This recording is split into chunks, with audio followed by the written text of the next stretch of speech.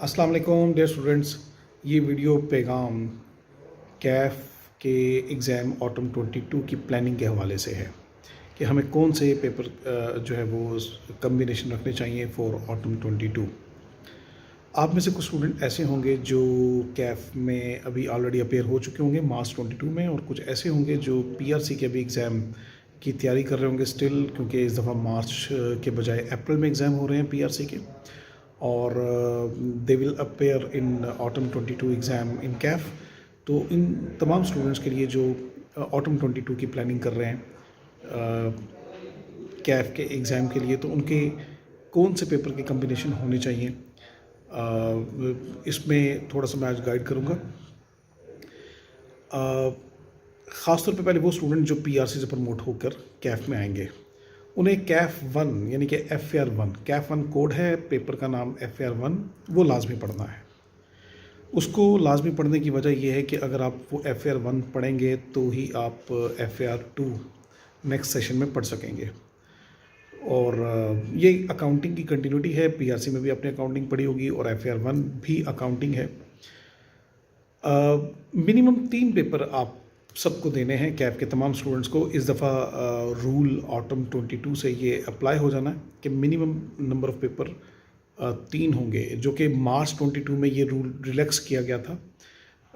उस पर 3 पेपर की शर्त ख़त्म कर दी गई थी कि आप 2 भी दे सकते हैं, 1 भी दे सकते हैं, लेकिन इस दफ़ा ऑटम में मिनिमम नंबर ऑफ़ पेपर 3 ही देने हैं। हाँ, ये रिलैक्सेशन अभी ऑटम 22 के लिए भी मौजूद होगी कि आप पेपर ग्रुप ए में से सिलेक्ट करते हैं, ग्रुप बी में से सिलेक्ट करते हैं, कोई भी पेपर आप सिलेक्ट कर सकते हैं। ये रिस्ट्रिक्शन नहीं है जो कि पॉलिसी में, एजुकेशन स्कीम में लिखा हुआ है कि 2 पेपर पास करना ग्रुप ए के ज़रूरी है टू अनलॉक ग्रुप बी। लेकिन इस दफ़ा के लिए ये ऑटम 22 के लिए रिलैक्सेशन मौजूद होगी कि आप ग्रुप ए या ग्रुप बी में से कहीं से भी कोई से 3 पेपर सेलेक्ट कर सकते हैं, लेकिन पेपर 3 सेलेक्ट करेंगे। ये रूल ऑटम 22 में अप्लाई होने जा रहा है। तो ये चॉइस नहीं है कि आप 3 से कम सेलेक्ट करें, अनटिल अनलेस कि आपके पेपर ही 3 से कम रहते हैं। तो पेपर 3 सेलेक्ट करने हैं, लेकिन कम्बिनेशन आप ग्रुप ए ग्रुप बी में से कुछ भी बना सकते हैं। तो फिर मैं रिपीट करता हूँ कि जो पीआरसी से आ रहे हैं उनको कैफ़ 1 ज़रूर देना है।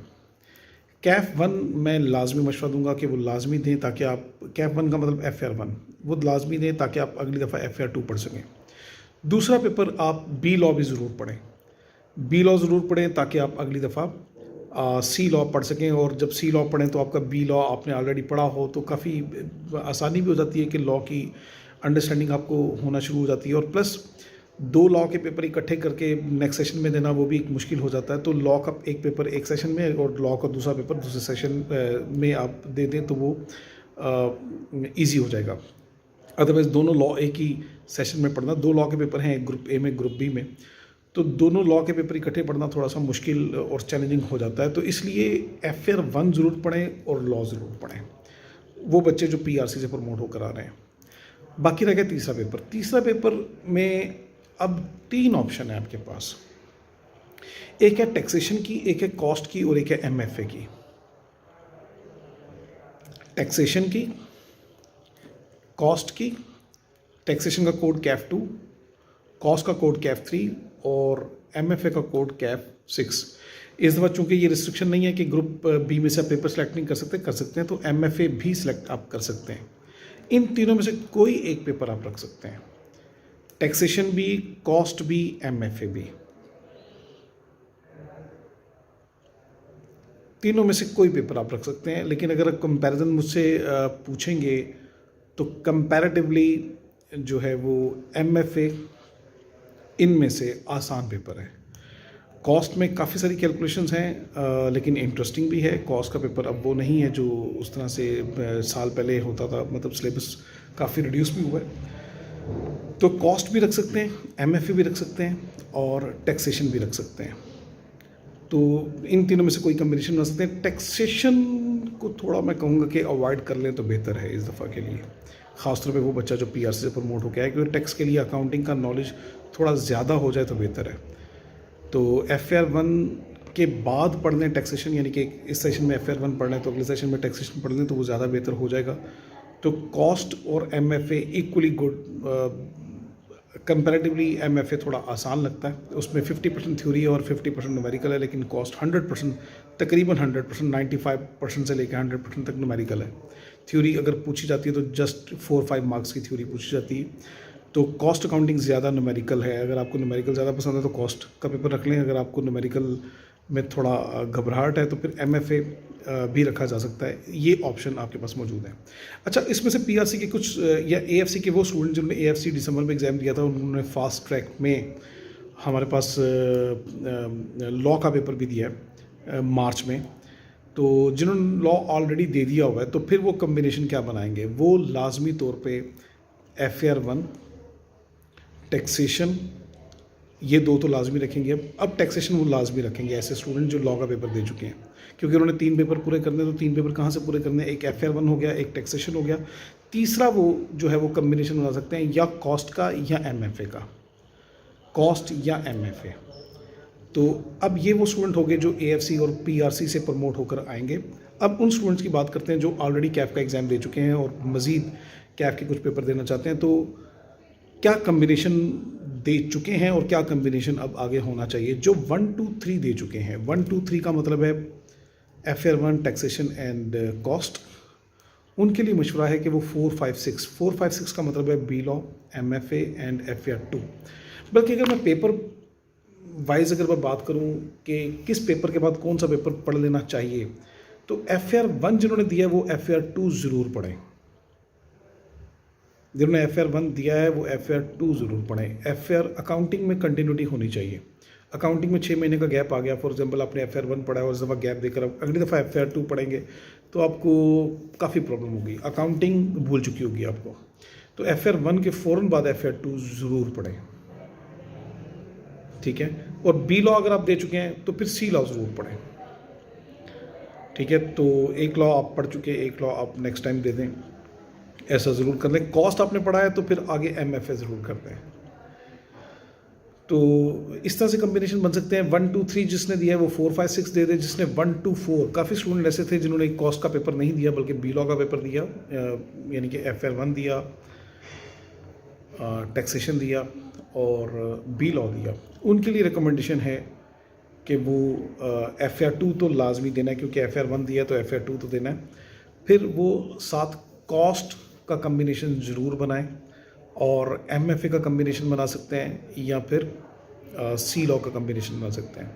3 पेपर से ज़्यादा आई नॉट रिकमेंड, 3 पेपर से ज़्यादा आप बिल्कुल ना करें, क्योंकि इस सेशन में माह रमज़ान है, 2 ईदें हैं, मुहर्रम है, सब कुछ इसी जो त्यौहार हैं हमारे इसी सेशन में आ रहे हैं। और ये सेशन में छुट्टियाँ चूँकि ज़्यादा हो जाती हैं इन त्यौहारों की वजह से, तो फिर आपके पास कंसंट्रेट नहीं कर पाते आप अपनी स्टडी के ऊपर, फोकस आपका बार बार डाइवर्ट होता है। तो इस सेशन में ख़ास तौर पे समर सेशन में आपको 3 पेपर से ज़्यादा बिल्कुल रिकमेंड नहीं करूँगा मैं। अच्छा, कुछ चीज़ें ऐसी हैं जो कुछ नसीहतें ऐसी हैं कि कौन सा पेपर आपको नहीं पढ़ना चाहिए। FAR 2 आपने बिल्कुल नहीं पढ़ना अगर आपने FAR 1 पहले नहीं पढ़ा हुआ। पास होना शर्त नहीं है, लेकिन FAR 1 पढ़ा होना चाहिए FAR 2 पढ़ने के लिए। अगर कोई ये बच्चा सोचे, चूँकि अब रिस्ट्रिक्शन तो है नहीं कि ग्रुप A ग्रुप B में से कुछ भी कम्बिनेशन बना लूँ, तो FAR 1 पढ़े बगैर FAR 2 पढ़ा ही नहीं जा सकता। तो FAR 2 आपने बिल्कुल नहीं पढ़ना अगर आपने FAR 1 ऑलरेडी पढ़ा नहीं हुआ। अगर कोई ये सोचे मैं दोनों इकट्ठे पढ़ लेता हूँ, तो FAR 1 और FAR 2 इकट्ठे भी नहीं पढ़े जा सकते। FAR 2 ऑलरेडी पढ़ा होना चाहिए, फुल पढ़ा होना चाहिए, ताकि आप FAR 2 को अंडरस्टैंड कर सकें। तो FAR 2 नहीं पढ़ना आपने, FAR 1 पढ़े बगैर। रिकमेंडेशन है कि C लॉ भी ना पढ़ें अगर आपने B लॉ नहीं पढ़ा हुआ। B लॉ पढ़कर C लॉ पढ़ें, दोनों लॉ इकट्ठे भी ना पढ़ें। तो ये एक नसीहत है इसके ऊपर। फिर आपने ऑडिट बिल्कुल नहीं पढ़ना जब तक आपने FAR 2 ऑप्ट नहीं किया। FAR 2 ऑलरेडी पढ़ा होना ज़रूरी नहीं है, ऑडिट के साथ भी FAR 2 पढ़ा जा सकता है। लेकिन ये कम्बिनेशन ना बनाएं कि आपने FAR 2 पढ़ा ही नहीं और ना ही पढ़ने का इरादा है और आप साथ लेकिन आप ऑडिट रख लें, ऐसा ना करें। FAR 2 पढ़े बगैर ऑडिट नहीं पढ़ना। ऑडिट में कुछ ऐसी चीज़ें जो FAR 2 पढ़कर ही समझ आती हैं। तो हाँ, इकट्ठे पैरेलल पढ़े जा सकते हैं, FAR 2 के साथ ऑडिट पढ़ा जा सकता है, लेकिन FAR 2 को स्किप करके audit I will not recommend. ये ऐसा आपने हरकत नहीं करनी। तो ये कुछ पेपर मैंने बता दिए कि जो आपने नहीं पढ़ने, FR2 नहीं पढ़ना, FR1 पढ़े बगैर, सी लॉ नहीं पढ़ना, बी लॉ पढ़े बगैर, और ऑडिट नहीं पढ़ना आपने FR2 पढ़े बगैर। बाकी आप कोई भी कम्बिनेशन बना सकते हैं। टैक्सेशन भी जैसे मैंने आपको बताया कि ग्रुप ए में वो बेहतर है कि FR1 के बाद पढ़ी जाए, लेकिन FR1 के साथ भी पढ़ी जा सकती है, लेकिन FR1 के बाद पढ़ना ज़्यादा एक बेहतर स्ट्रेटजी होगी, क्योंकि अकाउंटिंग का काफ़ी सारा उसमें यूज़ है टैक्सेशन में। तो मैं रिपीट करता हूँ कि कौन कौन से कम्बिनेशन आपने ऑलरेडी बनाए थे, तो आगे कौन कौन से कम्बिनेशन बन सकते हैं। 1 2 3 अगर आपने दिया है, तो मैं अब कोड्स की बात कर रहा हूँ। 1 2 3 अगर आपने दिया है तो 4 5 6 आपको दे देना चाहिए, लेकिन अगर आपने 1 2 4 दिया है तो आपको 3 5 6 3 5 6 यही कम्बिनेशन आपका बनेगा। और 3 5 6 या 3 5 7, 3 5 6 या 7। 6 मीन MFA, 7 मीन सी लॉ। चूँकि आपने 4 पढ़ दिया है, बी लॉ पढ़ लिया है, तो आप 7 पढ़ सकते हैं। तो 7 एक ज़्यादा स्ट्रेटजी बेहतर हो सकती है, क्योंकि 7 प्योर थ्योरेटिकल है और 6 50% थ्योरेटिकल और 50% न्यूमेरिकल है। 3 और 5 ऑलरेडी 100% न्यूमेरिकल है। तो इसलिए 3 5 के साथ 7 का कम्बिनेशन ज़्यादा बेहतर होगा, लेकिन 3 5 6 भी बनाया जा सकता है उनके लिए जो 1 2 4 पढ़ चुके हैं। और जो 1 2 6 में अपेयर हो चुके हैं, उनके पास क्या ऑप्शन बचती है। 1 2 6 में अपेयर हुए हैं जो लास्ट सेशन में, उनके लिए स्ट्रेटजी है कि वो 3 5 एंड 4 और 6 में से कोई एक ऑप्ट करेंगे, 4 और 7 में से कोई ऑप्ट करेंगे। जो 1 2 6 में अपेयर हो चुके हैं, तो 4 और 7 दोनों लॉ हैं, तो दोनों में से एक लॉ ज़रूर रखें। जिसने लॉ अभी नहीं पढ़ा, ये जनरल कमेंट, जिसने अभी तक कोई लॉ नहीं पढ़ा वो एक लॉ ज़रूर पढ़े, और जिसने एक लॉ पढ़ा वो दूसरा लॉ पढ़े, जिसने FR1 पढ़ी है वो FR2 पढ़े। तो इस तरह के कम्बिनेशन आपको बनाने हैं। मज़ीद किसी किस्म की गाइडेंस के लिए आप मुझे रब्ता कर सकते हैं, आप मुझे कॉल कर सकते हैं, विज़िट कर सकते हैं, व्हाट्सएप कर सकते हैं। तो मज़ीद किसी भी गाइडेंस के लिए मैं अवेलेबल हूँ। Wish you all the best. Session हर जगह अभी स्टार्ट होने जा रहा है नेक्स्ट वीक में, तो इंशाल्लाह आपसे मुलाकात होगी क्लासेस में 28 March। Thank you very much, अल्लाह हाफिज़।